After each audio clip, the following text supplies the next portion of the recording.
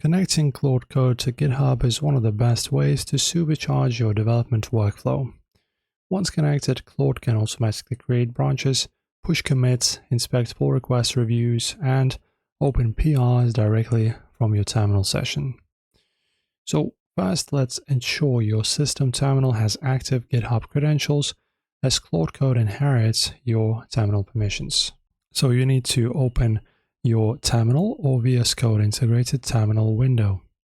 After that, just run this command on Windows. Then after that, you need to next type in jh auth login and send.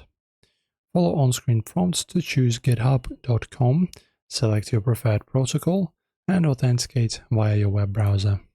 And then you can open up your repository and start running GitHub operations straight through Claude. So navigate to your local repository folder and launch your session by typing Claude. Because Claude Code shares your terminal's authenticated environment, you can now simply ask it to create a new feature branch, implement changes, and tell create a pull request.